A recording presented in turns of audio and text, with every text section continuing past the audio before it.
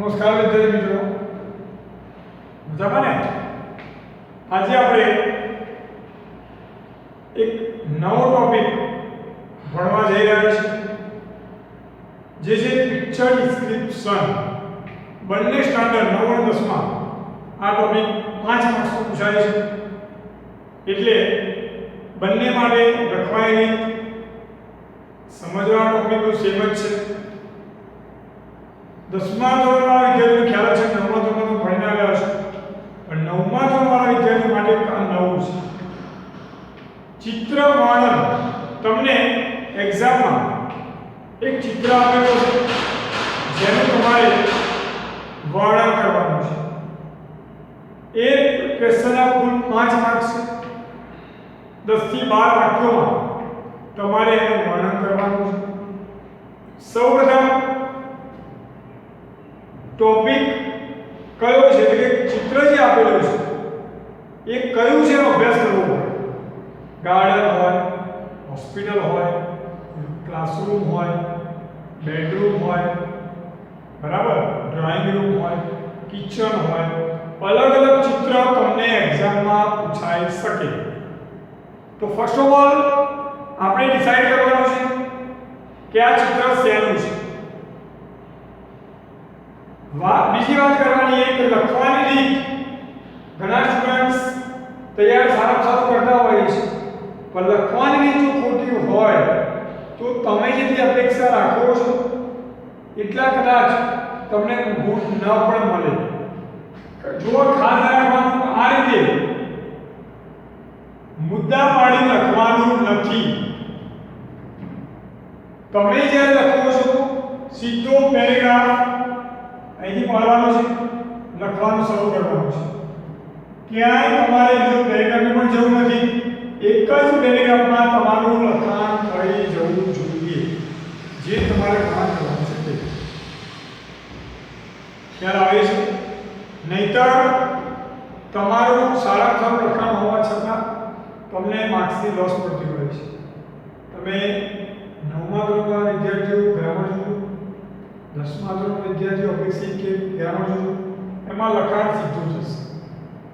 હવે આપણે બહુ સરળ રીતે સમજી લઈએ કે આપણા શક્ય એટલા માર્ક્સ ખેંચાય એવા પ્રયત્નો આપણે કરવાના છે.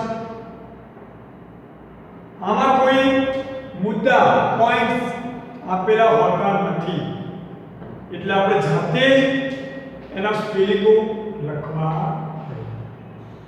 એટલે જે બેઝિક જે સ્પેલિંગો છે, ધારો કે ગાર્ડનનું ચિત્ર હોય તો એમાં ટ્રીઝ, ફ્લાવર્સ, ફાઉન્ટેન, બેન્ચીસ, આવા જે શબ્દો છે એ તમને સ્પેલિંગ સાથે ખ્યાલ હોવા જોઈએ. હોસ્પિટલ ચિત્ર બતાવ્યું છે, એક્સરે બતાવ્યું છે, તો એના માટે રચના તમને આવડવી જોઈએ. કિચન બતાવ્યું છે તો platform, cylinder, gas stove. Birthday પાર્ટીનું ચિત્ર બતાવ્યું છે તો બલૂન્સ, રિબન્સ, કેક. આ બધા સ્પેલિંગ ખબર હોવી જોઈએ. એક શોર્ટ કહેવાનો મીનિંગ એવો છે કે આ ટોપિકમાં તમને પોઈન્ટ્સ આપેલા નહીં હોય, એટલે તમારે જાતે પ્રયત્ન કરીને લખવાનું છે. એસેમાં તો શું છે, નિબંધમાં કે તમને પોઈન્ટ્સ આપેલા હોય એટલે તમને કન્ફ્યુઝન થાય. તમે પોઈન્ટ જુઓ છો તો પોઈન્ટ્સમાં જે સ્પેલિંગ હોય તમે લખો છો તો સાચું પડે છે. અહીંયા એવું નહીં હોય, બરાબર છે?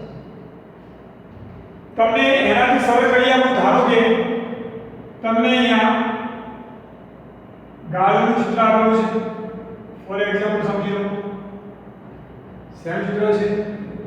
ગાર્ડનનું ચિત્ર આપેલું છે. તમે શરૂઆત કરો છો, ઘણા બધા વૃક્ષો છે, બરાબર, એટલે વૃક્ષો માટે ટ્રી શબ્દ વપરાય, તમને ખ્યાલ છે, બરાબર. નાના છોડ ઉગેલા છે, પોઈન્ટ પ્લાન્ટ્સ જેને આપણે કહીશું, બરાબર. વચ્ચે ફુવારો છે, એમાંથી પાણી નીકળે છે. આવું ચિત્ર ડ્રો કરેલું છે, આપેલું છે. પણ તમને જોઈ ખબર પડે છે કે આ ચિત્ર ગાર્ડનનું છે, બરાબર. તો તમે પહેલું વાક્ય દરેકમાં ફિક્સ રાખવાનું, ધીસ ઇઝ એ પિક્ચર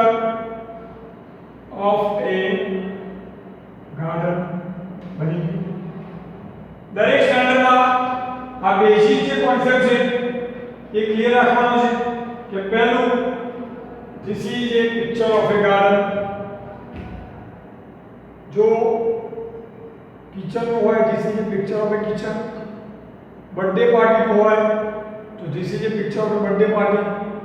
શરૂઆત ટૂંકમાં અહીંથી તમારે કરવાની છે. એક સેન્ટેન્સ તમારું ક્લિયર થઈ જશે. તમે તૈયાર પણ કરી શકો છો. અહીંયા ચેન્જ થઈ જાય. બરાબર, બહુ સરળ રીતે હું કહું છું. ત્યાર પછી બીજું વાક્ય બનશે એક પકડીને વાલી લો. હવે તમે જુઓ છો ઘણા બધા વૃક્ષો છે. તમે જો ગ્રામર બુકમાં જોઈ લઈએ કે તમારે જાતે તો કે વાંચી તૈયાર કરી લખો છો કોઈ સવાલ નથી.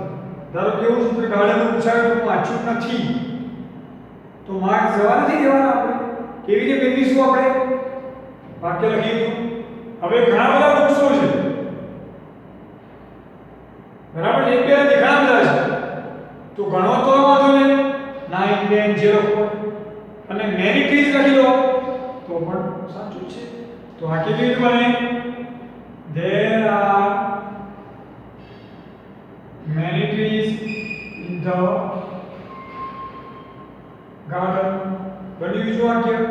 આપણા આ તો અભ્યાસ પ્રાઇમરી કેસથી ભણીને આવ્યા છે કે there is એક વચનમાં, there are બહુવચનમાં વપરાય.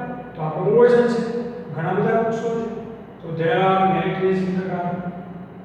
પછી ઘણા બધા છોડ છે તો there are many plants in the garden.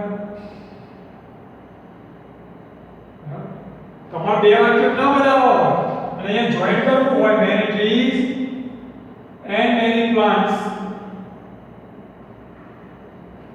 in the garden. બરાબર, many trees and plants આ મેને લખો તો પણ ચાલે, તો પણ તમે કરી શકો છો. બેન્ચીસ તમે જોઈએ છે તો there are 2 benches in the garden અથવા 3 benches in the garden. પછી એક જ ફુવારો છે તો there is a fountain in the garden. થયું? એક જ ફુવારો છે.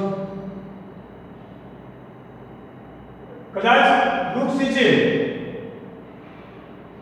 બેન્ચીસ ઉપર 3 માણસો બેઠા છે. વૃક્ષ મેન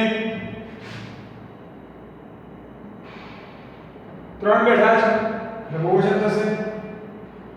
તો આપણે લખીશું there are 3 men અથવા 3 men are sitting on the bench under the tree. થાય? 3 men are sitting on the bench under the tree. આવું પણ વાક્ય બની શકે.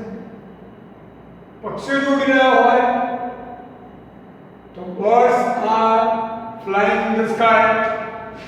ત્યાં ચાલુ વર્તમાનમાં દર્શાવવું પડે કે તમને ચિત્રમાં ઉડવાની જે ક્રિયા છે પક્ષીની એ દેખાય છે તો ત્યાં ચાલુ વર્તમાનકાળ વાપરવું પડે.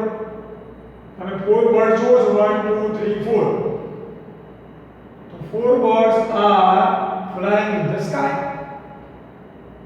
બરાબર, ધારો કે 3 બાળકો ક્રિકેટ રમી રહ્યા છે તો 3 boys અથવા વધારે બાળકો રમતા હોય તો સીધું લખી દેવાનું children are playing cricket in the garden. ગાર્ડનમાં બાળકો ક્રિકેટ રમી રહ્યા છે. એ રીતે તમારે વાક્ય રચના બનાવવી પડે. એટલે કે તમારે ચિત્ર જોવાનું છે ત્યાર પછી એની રચના તૈયાર કરવાની છે. પણ બેઝિકલી શરૂઆત તમારે એક સેન્ટેન્સથી કરવાનું છે. This is a picture of a ખાલી જે હોય સ્કૂલ હોય સ્કૂલ, ક્લાસરૂમ હોય તો ક્લાસરૂમ, ગાર્ડન હોય તો ગાર્ડન. એ રીતે તમે એની શરૂઆત કરી શકો છો. ક્લિયર? ગ્રામર બુકમાં પણ તમને આપેલા છે. આ તમારે યાદ કરવા પડશે. ગ્રામર ટોપિકની જેમ સમજાવવાનો કોઈ અર્થ રહેશે કારણ કે ચિત્ર ગમે ત્યાંથી પૂછાશે. તમને કોન્સેપ્ટ એ હોવો જોઈએ કયું ચિત્ર છે એના માટે તમે કયા શબ્દો વાપરી શકો. આ બે વસ્તુ તમને પૂરતી પૂરતો ખ્યાલ હશે તો માર્ક્સ સારામાં સારા ગુણ તમને પ્રાપ્ત થશે. પણ એક પછી બહુવચન જે છે નિયમ ના સ્પેલિંગો જે છે ફાઉન્ટેન કીધું તો ફાઉન્ટેનનો સ્પેલિંગ છે વગેરે તમને ખ્યાલ હોવો જોઈએ. ઘણા સ્ટુડન્ટ શું કરતા હોય વાક્ય સાચું હોય ફાઉન્ટેનનો સ્પેલિંગ ખોટો એ માર્ક્સ તમારો પકડી બરાબર છે. તો સારામાં સારો આપણે પ્રયત્ન કરીએ ચિત્રવર્ણનમાં વધુ ને વધુ માર્ક્સ કવર થાય એવા પ્રયત્નો આપવા હોવા જોઈએ. બરાબર. જોઈએ આપણે બીજું ચિત્ર.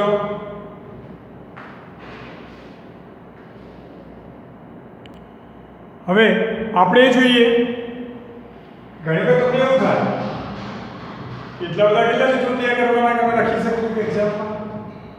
તો તમને મારી સૂચન એ છે કે ચિત્રો તૈયાર ન કરતા, કારણ કે એવું ફિક્સ નહીં રહે કે 10માંથી આવશે 10માંથી આવશે 9માંથી આવશે. બરાબર. 9મા ધોરણમાં 10માનું ચિત્ર આવી શકે, 10મા ધોરણમાં 9માનું ચિત્ર આવી શકે. માત્ર તમારે વર્ણન કરવાનું છે. તો એમાં કોઈ સ્ટાન્ડર્ડ કોઈ મર્યાદિત છે નહીં. બરાબર છે. ચલો બીજું ચિત્ર જોઈએ. ધારો કે તમને અહીંયા નદી પાણી આપેલું છે, નદી છે. બરાબર. એમાં ઘણા બધા માણસો સ્નાન કરી રહ્યા છે, પ્રાણીઓ પણ છે અંદર, એનિમલ્સ. બરાબર. અહીંયા ટેકરી જેવું છે, અહીંયા વૃક્ષ છે, અહીંયા મંદિર જેવું છે. બરાબર. આવું તો બતાવેલું છે. અહીંયા મોટું એક ઝાડ છે, ઝાડ નીચે બળદ ઊભા છે, ઉડોકાળ. આવું વાક્ય આપેલું છે. તો અહીંયા તમે ચિત્ર જુઓ છો, તમને ખ્યાલ આવી જશે કે આ ચિત્ર શેનું છે. તો નદી જે આપણે ગામમાં હોય છે, લોકો નાવા બેસતા હોય છે. તો સીધું પહેલું વાક્ય બને This is a picture of a river. એક વાક્ય તમારું ક્લિયર થઈ ગયું કે નદી ચિત્ર છે. પણ તમારે દેખાય લખવાનું છે. તમે વૃક્ષો દેખાય છે તો there are 3 વૃક્ષો હોય, 3 હોય, 3 વૃક્ષો હોય તો there are 3 trees in the picture. In the picture there are 3 trees near the river. નદી નજીક. પછી વૃક્ષની બાજુમાં મંદિર છે તો there is a temple near the trees. यहाँ વૃક્ષો બધા છે તો વૃક્ષોની નજીક મંદિર છે. થયું. પછી અહીંયા તમને વૃક્ષ છે નીચે બળદગાડું છે તો there is a bullock cart under the tree.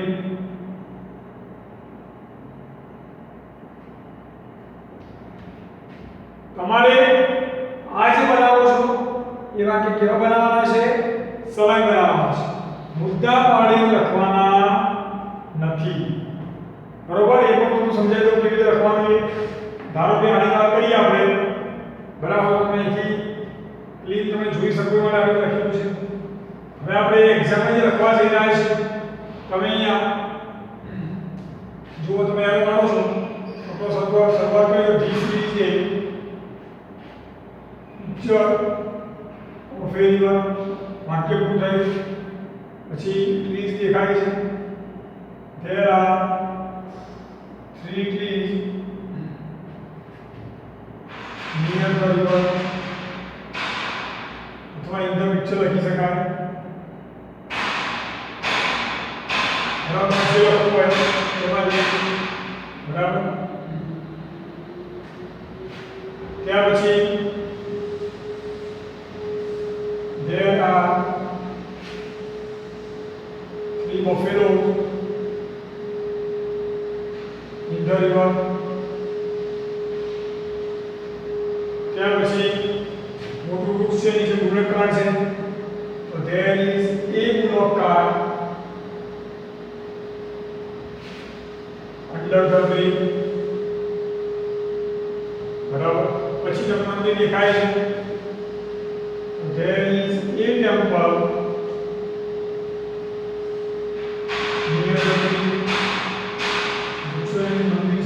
તો આ રીતે તમારી વાક્યરચના હોવી જોઈએ. એક જ આવવાનું શરૂઆતનું પેરેગ્રાફ પાડી કરો છો તો સરળ વાક્યો લખવાના છે. બરાબર છે? તમે કપેલો વાળું વાક્ય પછી લાવો છો ટેમ્પલ વાળું આગળ છો એને કોઈ વાંધો છે નહીં, પણ આ જે વાક્ય રહ્યું એ તો પહેલું લાવવું જોઈએ, કારણ કે શરૂઆતમાં એ થાય છે કે આ ચિત્ર શેનું છે? નદીનું. તો પહેલું વાક્ય એની શરૂઆત થાય. પછી એવું ન થાય ઉતાવળમાં કે આખું સરસ વર્ણન તમે કરો છો અને છેલ્લું વાક્ય લખો this is picture of river, તો એ તમારું માઈનસ પોઈન્ટ ગણાશે. પહેલું સેન્ટેન્સ એ હોવું જોઈએ કે ચિત્ર જે આપેલું છે શેનું છે? નદીનું છે. બરાબર છે? અથવા રિવર બેંક, નદી કિનારો જેને આપણે કહીશું. બરાબર? તમે રિવર બેંક લખો તો પણ ચાલે, નદી કિનારો. ખ્યાલ આવે છે? આ રીતે તમારે ચિત્ર વર્ણન કરવાનું રહેશે. ક્લિયર? તો આપણે જે 5 માર્ક્સનું એક્ઝામ પૂછાય છે દરેક એક્ઝામમાં આવશે 9મા વાળા માટે પણ અને 10મા વાળા માટે પણ. તો આપણે સારામાં સારું પ્રયત્ન કરીને જેથી કરીને કોઈ પણ ચિત્ર આપણને આવે એક્ઝામમાં તો આપણને આવડવું જોઈએ. બરાબર? દરેકની 9મામાં અને 10મામાં ગ્રામર આપેલા છે. તમારી પાસે જે અધર મટીરિયલ હોય એમાં પણ આપેલા છે. તમે જોઈ લો, સમજી લો અને પણ તૈયાર કરી લેવાનું છે. તમને કદાચ કોઈ કન્ફ્યુઝન લાગે છે, કોઈ ચિત્રમાં કન્ફ્યુઝન લાગે છે તો તમે પૂછી શકો છો. ઓકે, ચલો, thanks all of you, bye, take care.